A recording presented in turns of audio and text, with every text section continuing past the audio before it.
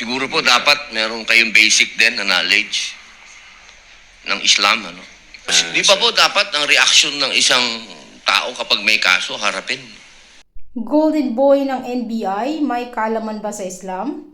Tinanong ni Senator Judge Robin Padilla si NBI Regional Director Jeremy Lotto kung itinuturing ba niyang promosyon ng kanyang pagkakatalaga sa Bangsamoro Autonomous Region Muslim Mindanao, BARMM. Kasunod nito, tinanong ni Padilla si Lotto kung totoo bang siya na ang tinatawag na Golden Boy ng NBI. Sumagot naman ang opisyal na hindi siya makapagbibigay ng komento tungkol dito. Bukod dito, inusisa rin ni Padilla kung mayroon bang sapat na kaalaman si Lotto tungkol sa Islam, ang pangunahing reliyon sa BARM. Inamin naman ni Lotto na limitado ang kanyang kaalaman tungkol dito, ngunit giniit niyang maaaring italaga ang sinumang opisyal sa rehiyon. Gayunman giniit ni Padilla na mahalaga magkaroon ng basic na kaalaman sa Islam ang sinumang itatalaga sa BARMM. Trending muli si Senator Robin Padilla kapag ito ang nagtatanong sa witness sa impeachment trial. Tila bumirang umano lagi kapag nagsasalita si Padilla. Ayon kasi sa kanya na ang dapat umano na reaksyon ng isang taong may kaso harapin. Tatandaan na tinulungan ni Padilla si Senator Bato de la Rosa na makatakas at makalabas ng Senado sa kabila ng lumabas na warrant of arrest nito galing sa ICC. Nasa halip ay harapin ni Bato ang kanyang kaso, ay nagtatago ito hanggang sa ngayon. Taga saan po kayo? Na lugar, na probinsya? Tacloban, sir. Tacloban. Tacloban City, Opo. sir. Kayo po ngayon ay Regional Director ng NBI sa BARM. Yes, sir. Opo. Yun po ba ay isang promosyon para sa inyo na madala sa BARM? Dahil totoo po ba na kayo ang tinatawag na Golden Boy ngayon sa NBI? I cannot comment on that po, Your Honor. Kasi po ang Nasa BARM po ako. Wala ho ako ngayon sa Opo. main office, sir. promotion po ba yon? Yung napunta kayo sa BARM? Balita ko po kasi ilang beses na kayo na-promote sa NBI. 12 years na po kayo, no? Sa NBI. Yes, sir. Opo. Ilang beses na po kayo na-promote? Since na pumasok ko ako sa NBI, Opo. sir. From investigation 1, 2, 3 nung 2015, 2016. Well, nung mula ako na pumasok ako sa academy, from investigation 1 hanggang ngayon sa regional director, sir. Ilang beses po yun? Sa isang taon po, ah. Sa isang taon? Anong taon po, sir, ang tinutukoy nyo? Bago po kayo napunta sa BARM. Bago ho ako napunta sa BARM, regional director po ako ng Mimaropa. May Maropa. Region 4B, sir. Opo. Kayo po ba ang pumili sa BARM? Na Hindi kayo po, sir. mapunta? In the exigency of service, doon po kami nilalagay kung ano ang tingin ng direktor na makakatulong kami sa bureau. Bakit po kaya naisip ng direktor na sa BARM po kayo? Kayo po ba ay may kaalaman sa Islam? Hindi ko po alam kung ano ang naging basis ng direktor, pero Kayo po mismo. Kayo po mismo. Ang BARM po kasi is Muslim Mindanao. Yes, Your Honor. Opo. Meron po kayong kaalaman sa Islam? In terms of what do you mean kaalaman, sir? Yung Sa religion po ng Islam kasi Muslim Mindanao. So, ibig sabihin, kahit basic po siguro ng Islam, no? Yes, sir. Kahit naman ho sino pwedeng i-assign kahit saang regional office dito sa Pilipinas. Di ba po parang Regional autonomy ang autonomous region ng Muslim Mindanao. So, kailangan man siguro kahit paano meron kayong kaalaman sa Islam. Konti siguro, sir. Ano po yung konti na yun? Well, isa po akong Kristiyano at hindi ko ho malalaman yung kabuuan nung Siguro po dapat meron kayong basic din na knowledge ng Islam. Ano? Pangalawang tanong po, okay na po yun. Pangalawang tanong po, meron po ba kayong, sa tagal nyo po, sa NBI, 12 years, meron po ba kayong na-encounter na kaso ninyo sa NBI? Kayo po mismo na-filean ng kaso? Your Honor, normal ho sa mga NBI agents na makakasuhan, in fact, maging sa sinumang law enforcement agency. That's the price we pay for doing our job and for protecting the country.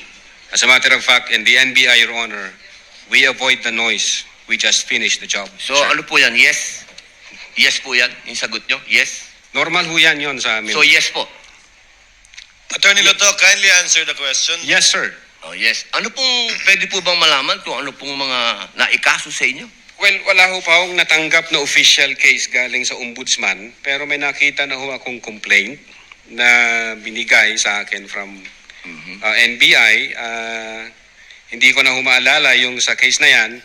Pero nung chinek po namin yung case na yan, Your Honor, sabi ko doon sa mga kasama ko, tingnan nyo nga yung validity at authenticity ng case na to. Pinuntahan ho namin yung nagnotaryo, I So think meron Makati po, no? Court yun. Oh. Yung Makati Court, nag-issue ho ng certification na fake yung notary dyan sa reklamo na yan. So sabi ko, huwag nyo nang pansinin, marami tayong trabaho. Kung fake yung notaryo na yan, mere scrap of paper yan. Huwag na nating pansinin. Although, nag-aantay po ako, Your Honor, na mag-notify sa akin ng OMB kasi sasagutin po namin na eto ho ang nakaalap namin, may dalawang Chinese na nagreklamo, chinek ho namin doon sa BI, yung dalawang Chinese na yan, I think, 9 months nang overstay at pinaghahanap din ng... Ano pong kaso po Bureau of yung Immigration. ipinatong sa inyo? Anong kaso? Hindi ko maalala, Your Honor. Meron ho, may mga kaso ho doon na nakalagay. Pero again, sabi Wala ko po nga, kayong isa kahit maalala na ipinatong sa inyo? if I'm not mistaken, arbitrary detention, may ganun ba? May unlawful arrest? Wala ho sa akin ng record kasi nga, sabi ko nga, nung makita namin na fake yung notary, hindi na ho namin binigyan ng pansin, Your Honor. Kasi napakakapal po nitong hawak ko. Wala akong problema, Your Honor. Oo, Sasagutin po kakapal. namin yan. Apo. Sasagutin ko Hindi po niyo yan. pa po nasagot magmula noong February 29 Kasi wala pa hong official notice galing sa kung anong ahensya. na nakarating po sa inyo. Wala pa. Wala pa ho. Ang nakuha ko lang, yung kopya niyan, siguro may nagpadala sa akin. Sabi ko, teka muna, wala akong official na nare-receive from OMB. So, nung chinek ho namin, kung nag-i-exist ba yung kaso, fake yung notary, hindi na namin... So, binigyan ibig niyo ng pong pansin. sabihin hanggang ngayon, hindi kayo sigurado kung nag-i-exist to. Hindi ko maalala. Maharap niyo kagad Definitely, hindi ko Lalong-lalo namin na po. tatakbuhan yan, sir. kasi napakahalaga po ngayon nito. Yes, sir. Oo, ito po isa kahit maalala na ipinatong sa inyo. If I'm not mistaken, arbitrary detention, may ganun ba? May unlawful arrest? Wala ho sa akin ng record kasi nga, sabi ko nga, nung makita namin na fake yung notary, hindi na ho namin binigyan ng pansin, Your Honor. Kasi napakakapal po nitong hawak ko. Wala akong problema, Your Honor. Oo, Sasagutin po kakapal. namin yan. Apo. Sasagutin ko Hindi po niyo yan. pa po nasagot magmula noong February 29 Kasi wala pa hong official notice galing sa kung anong ahensya. na nakarating po sa inyo. Wala pa. Wala pa ho. Ang nakuha ko lang, yung kopya niyan, siguro may nagpadala sa akin.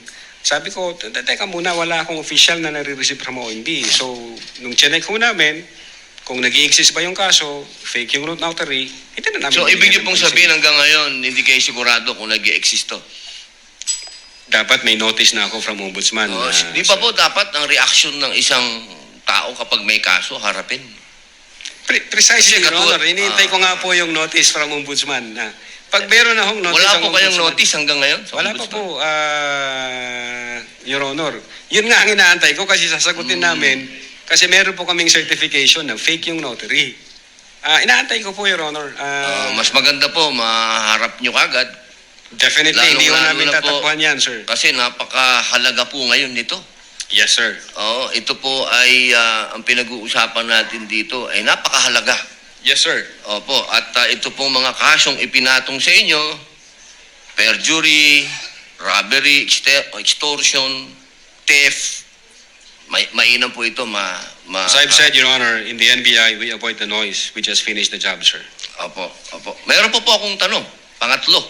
Opo. Kanina po na ang ganda ng talakayan nyo tungkol sa Romanov. Yes, sir. Opo. Alam niyo po ba yung istorya ng Romanov?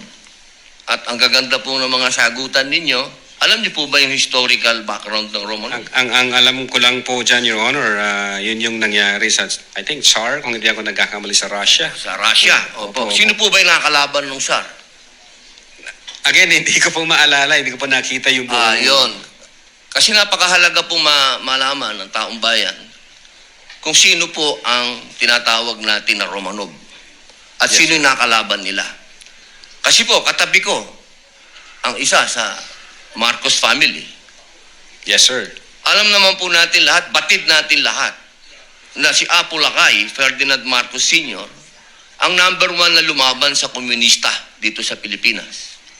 Batid naman din po natin na ang nag-execute sa Tsar kay Nikolai at sa kanyang mga anak, sa kanyang pamilya, ay ang komunista. Alam mo po ba niyo? Yes, sir. Opo. Ngayon, sino po ba ang pangalawang pangulo na lumaban sa komunista? Sino po, sir? Ay di si Pangulong Rodrigo Roa Duterte. Hindi ba po dapat isipin natin yung Romanov ay tungkol sa threat na pumapasok sa mga pamilya na mga namumuno dito sa ating bayan na lumalaban sa komunista.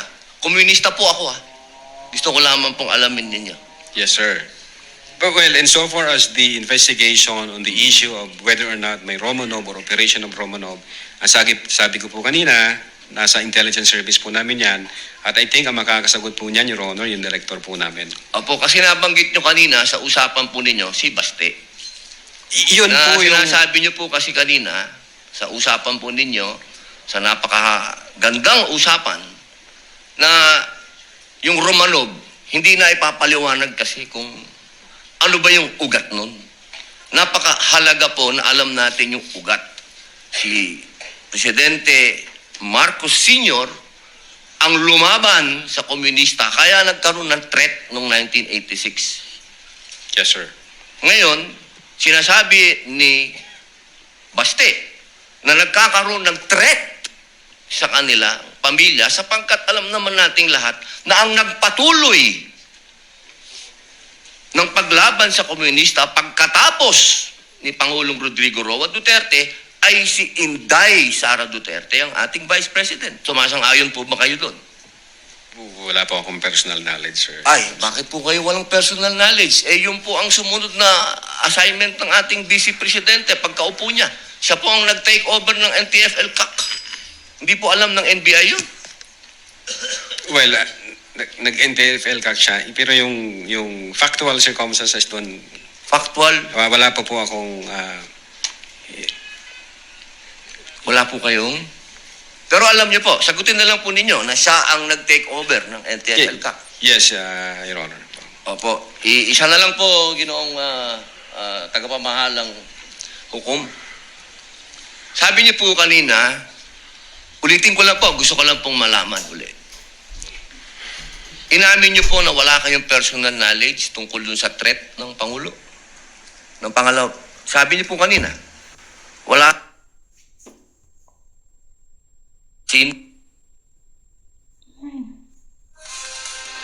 assassin o papatay sa Pangulo, ang pangalawang Pangulo?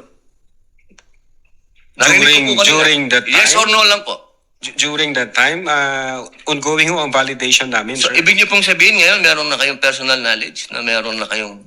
Hindi po, ongoing po ang validation. At sabi ko nga po, ang makakasagot po niyan, yung intelligence service namin at ang director po namin, sir. So, hanggang ngayon po, wala pa kayong personal knowledge. In so far as the Cybercrime Division is concerned back then, Ito ongoing ngayon ho po, yung yes or no po, validation. ngayon po, sir, mahal naming saksi, ngayon po.